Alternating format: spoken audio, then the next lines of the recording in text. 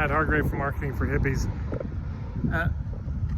A real concern people have about filtering. So I talk a lot about filtering in marketing. It's such an important step. 3 roles of marketing. First, get their attention. Second, filter. Third, lower the risk of them taking that next step. That second piece of filtering is the one that so many people skip over this. So I talk about it a lot, but people get a little cagey about it. They say, if I filter, I'm going to lose clients. No, that's not true. If you filter, you're gonna lose the clients who weren't a good fit anyways, the ones who are a bit of a fantasy and illusion. This is the hopium that people get hooked on, you know? This is the illusion that we get. Oh, well, there's just a lot in the pipeline. There's just a lot of potential clients in the pipeline. And that's a delusion for the most part, because a lot of those people, if we applied any filtering, would never buy. They were never intending to buy. We were a curiosity. We were a novelty for them. So filtering doesn't mean you lose clients. It means you get clear how many clients you actually had. It means you get clear about how much of that, you know, oil in the pipeline was actually oil and how much of it was just dirty water. You start to get very clear about that when you filter. Now that can be sobering.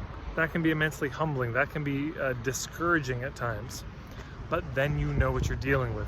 But if you filter, no, you're not losing clients. You're losing the ones who were not going to be great clients. Now, in the beginning, I understand when you're in business, maybe you can't afford to filter. Maybe you're going to have some clients that aren't the best, but through them you'll learn and you'll make enough money to, you know, get a little pickier as you go.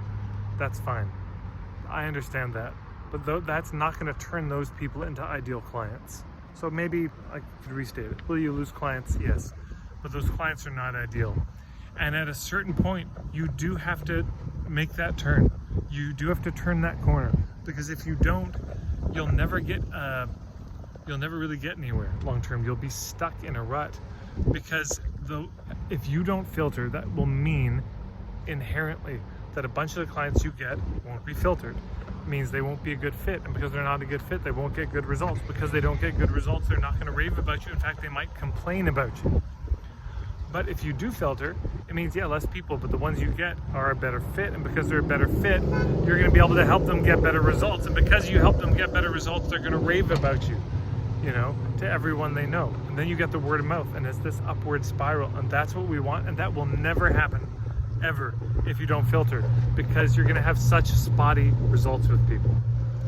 Yeah, so do you lose some people? Okay, in the short term you lose, but they're not ideal clients.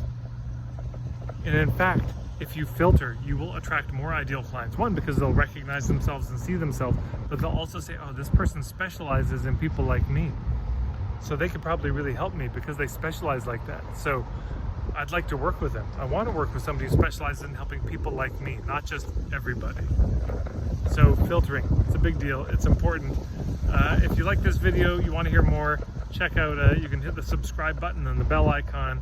You can always check me out, marketingforhippies.com, and I'm on Instagram at marketingforhippies.